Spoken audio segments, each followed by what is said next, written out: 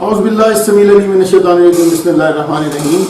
عوام دوست پارٹی سے محمد جہانگیر چودھری اور ہمارا پروگرام ہے ریئل ٹاک. میرے ساتھ موجود ہیں احسان ناز صاحب جو کہ سینئر جرنلسٹ ہیں, پاکستان کی سابق میں بڑا نام ہے. اس کے علاوہ میرے ساتھ موجود ہیں مسلم کاف کی سینئر وائس پریزیڈنٹ میڈم زیبا ناز.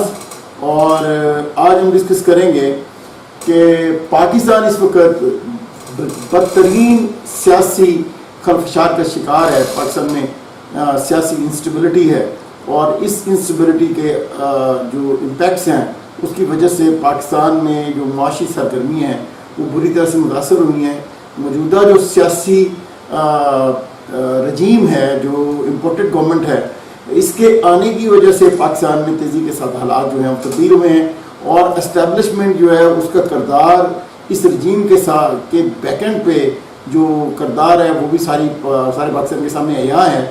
لیکن آج ہم ڈسکس کریں گے کہ پاکستان میں جو اسٹیبلشمنٹ کا سیاسی کردار ہے وہ کیا ہے اور اس کو کیا ہونا چاہیے اور کیا اس کو آئین جو ہے وہ کیسے دیکھتا ہے اور اس کی کیا جو ریئل پوزیشن ہے وہ کیا ہے. ایک ہم اس کو دیکھیں گے. دوسرا ہم ڈسکس کریں گے کہ جو پاکستان میں اسٹیبلشمنٹ اس وقت پلے کر رہی ہے کیا وہ ٹھیک ہے کہ نہیں ہے. اچھا, میں اس میں ایک تیسری بات ایڈ کروں گا, وہ یہ ہے کہ پاکستان 5th جنریشن وار کے حوالے سے جس طرح سے بتدریج سیاسی جو ہے وہ پولرائزیشن کی وجہ سے عوام ایک دوسرے سے دور ہوئی ہے اور اداروں کی رسپیکٹ جو ہے وہ عوامی حلقوں میں کم ہوئی ہے, یا پھر اس طرح سے جس طرح سے لوگ پیار کرتے تھے اپنے سیکورٹی کے اداروں کے ساتھ اس میں کس حد تک کمی آئی ہے, اور یا پھر عوام کے اس حوالے سے کیا کوسچنز ہیں, ان کے بارے میں بھی ہم ڈسکس کریں گے. میرے ساتھ میں ابھی میرا جو کوسچن ہے وہ احسان ناز صاحب کے لیے ہے کہ وہ بتائیں کہ وہ کیسے دیکھتے ہیں موجودہ سیاسی کلچر کو اور اس میں جو ہمارا اسٹیبلشمنٹ ہے اس کے کردار کو وہ کیسے دیکھتے ہیں. بہت شکریہ, بہت مہربانی چودھری صاحب, کیونکہ آپ ایک سیاسی پارٹی کی سربراہ ہیں اور وہ عوام دوست پارٹی ہے. اللہ کرے کہ آپ کی عوام دوست پارٹی پاکستان کے لوگوں کے ساتھ دوستی کرے اور جو مقاصد عوام کے ہیں, آپ کے مقاصد کی میں بات نہیں کرتا, جو مقاصد عوام کے ہیں وہ پورے ہو جائیں تو یہ اسٹیبلٹی بھی آ جائے گی, ہمیں کسی سے قرض بھی نہیں لینا پڑے گا, ہم سیلف میڈ ہو جائیں گے. اس طرح کا ہمیں ہونا چاہیے. آپ کا جو سوال ہے وہ بہت زیادہ گہرا اور تشویشناک ہے, کیونکہ اس وقت ملک جو سیاسی طور پر جس دہانے پہ کھڑا ہے وہ آتش فشاں سے کم نہیں ہے. اور میں دیکھ رہا ہوں کہ اگر اس آتش فشاں کا سدباب نہ کیا گیا تو یہ پھٹتے ہوئے دیر نہیں لگائے گی, اور سری لنکا تو بہت دور کی بات ہے, ہم سری لنکا سے بھی آگے نکل جائیں گے. کیونکہ پاکستان میں اس وقت مزدور, کسان, کارکن اور جتنے بھی افراد جو کہ محنت مزدوری کر کے اپنا روزی روٹی کماتے ہیں وہ بالکل جو ہوتی ہے نا سطح غربت, اس لکیر سے بھی اتنے نیچے چلے گئے ہیں کہ وہ جتنا مرضی ابھر کے آئے وہ اپنے اس کو مینیج نہیں کر سکتے. کوئی شخص اپنے گھر کی ہڈیاں پکا نہیں سکتا اپنی مرضی سے. کوئی شخص آٹا, نون, تیل, گھی اپنی استطاعت کے مطابق خرچ نہیں کر سکتا. میں نے دیکھا ہے too many people, I know very well, جب وہ دکان پہ جاتے ہیں تو وہ آنسوؤں کی جھڑی لے کر واپس آتے ہیں, کیونکہ آٹا 100 روپے کلو ہے, چاول 250 روپے کلو ہے, گھی 600-650 روپے کلو ہے, اور باقی یہ وہ تمام چیزیں ہیں جس کا میں کس کا نام لوں, جبکہ حکمران یہ خوشخبریاں سنا رہے ہیں کہ ہم یہ یوٹیلیٹی سٹور بھر دیے, ہم نے یوٹیلیٹی سٹور پہ اتنے پیسے رکھ دیے, اتنی چیزیں رکھ دی. بھائی یوٹیلیٹی سٹور جو ہے وہ لاہور میں یا مختلف شہروں میں ہے. پاکستان کی آبادی جو ہے وہ 75% دیہات کی آبادی ہے, یہاں پر یوٹیلیٹی سٹور نہیں ہے. وہاں پر لوگوں کے پاس دانے اپنے کھانے کے لیے ختم ہو چکے ہیں. اور آپ کس کس کا نام لیتے ہو.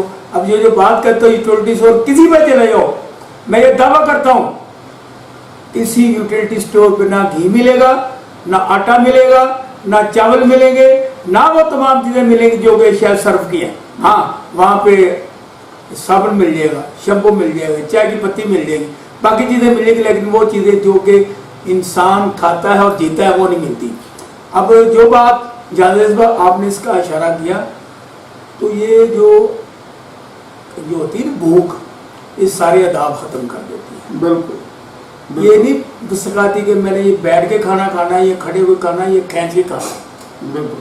آپ نے اس اقوام عالم کی تاریخ میں پڑھا ہے کہ لوگ اپنے بچوں کو ذبح کر کے کھا جاتے ہیں. نہیں, مجھے یہاں پہ ایک کوشچن ہے کہ اگر یہ سارا کچھ بائی ڈیزائن ہے, رات ایک دوست نے میسج کیا کہ مجھے تو ایسا لگتا ہے جیسے یہ سارا کچھ بائی ڈیزائن ہے, ڈیزائن کر کے یہ سارا کچھ عوام پہ مسلط کیا جا رہا ہے اور عوام پہ مسلط کیا گیا ہے. اگر یہ سارا بائی ڈیزائن ہے تو مجھے یہ بتائیں کہ عوام اگر جیے گی نہیں, وہ کیا ایک شعر ہے کہ آدمی شاید سزا سوچ کے چپ بیٹھا ہے کہ ساری بستی کو بستی سے نکالے کیسے. تو اگر بستی سے سارے لوگ ہی نکل جائیں گے, اگر عوامی استحصال اس لیول پہ چلا جائے گا کہ لوگ جو ہے مرنے مارنے پہ آ جائیں گے, تو مجھے بتائیں کہ یہ حکومت پھر کس پہ کریں گے. یہ تو عوام تو ان کے مخالف, مطلب عوام تو ان کے دشمن کی صورت میں سامنے آگے کھڑے ہو جائیں گے. مر جائے گی اگر مخلوق خدا, تم کس پہ راج کرو گے؟ کیا بات. تو جہاں صاحب بات یہ ہے جو بائی ڈیزائن کی آپ بات کرتے ہیں, جو ڈیزائن بناتے ہیں نا, اللہ تعالیٰ ان تمام ڈیزائنوں کو ختم کر دیتا ہے. یہ کوئی بڑی بات نہیں. جب ابابیل کے ذریعے ہاتھیوں کو مار دیا جاتا ہے نا, تو یہ کوئی بات نہیں, جو مرضی ڈیزائن کر لیں. لیکن اللہ کی لاٹھی بے آواز ہے, وہ جب گرتی ہے نا تو کسی کو پتہ نہیں چلتا. اب جتنے یہ زرداری شریف اور جتنے 70 سال سے قابض ہیں پاکستان میں حکمرانی کرنے, اس میں عمران خان بھی شامل ہے, میں اس کو بیل آؤٹ نہیں کرتا کیونکہ انہوں نے بھی کوئی بھلائی نہیں کی. نہیں, عوام کو انہوں نے کوئی تحفہ نہیں دیا. عوام کے لیے مجھے یہ بتائیں کوئی چیز انہوں نے بڑھائی ہو ایسی جس کا عمران خان نام لے کہ یہ میں نے کام کیا ہے. کوئی ایسا کام نہیں ہے جو انہوں نے کیا ہو. اور یہ نعرے جو ہماری ہے تو اللہ تعالیٰ کی مرضی ہے کہ لوگ ان کے پیچھے ہیں. تو میں عمران خان صاحب, میں نے آج بھی 2-3 اخباروں جنگ, نوائے وقت اور خبریں میرے کارم ہیں جن میں میں نے لکھا ہے کہ عمران خان صاحب آپ اندھوں میں کانے راجا ہیں, ان سیاستدانوں میں لوگ آپ کے پیچھے ہیں. اگر اس وقت بھی آپ ان راہ راست پہ نہ چل سکے اور عوام کے ساتھ دھوکہ کیا تو آپ کو نہ دنیا میں کوئی دعا کرے گا اور نہ آخرت میں آپ کو جگہ ملے گی. اس لیے خدا را وقت ہے کہ جو جھنگ میں, خانے وال میں, قصور میں, مختلف جگہوں پہ آپ تقاریر کر رہے ہیں کہ میں تو یہ نہیں سمجھتا کہ عوام میرے پہ اتنی آ جائے گی, یہ اللہ کا نظام ہے. اس میں آپ کا کیا کمال ہے؟ آپ بتائیں کہ 3.5 سال میں آپ نے عوام کو کیا دیا ہے؟ ایک چیز بتا دیں. کیا آپ نے یہ پیدا کیا کہ جو چینی چور تھے ان کو بھی نہیں پکڑا, جو دوائی چور تھے ان کو بھی نہیں پکڑا, جو آٹا چور ان کو, اور جو پیٹرول چور ان کو بھی نہیں پکڑا. کیوں؟ کہ وہ آپ کی آستین میں تھے, وہ آپ کی سائے میں بیٹھے ہوئے تھے. آج کل بھی کیا نہیں آپ کے ساتھ جب بیٹھ کے پریس کام کرتا ہے نا تو لوگ یہی کہتے ہیں یہ دوائی چور ہے, جس نے میڈیسن ساری چرا لی, اور آپ نے اس کو تحفہ دیا کہ اس کو وزارت سے ختم ہو, اس کو جنرل سیکرٹری بنا دیا. تو یہ باتیں وہ ہیں جو کہ عوام کو ازبر ہیں. آپ اللہ کا شکر کریں کہ لوگ آپ کے لبیک کہہ رہے ہیں, اور اس لبیک ہونے کا آپ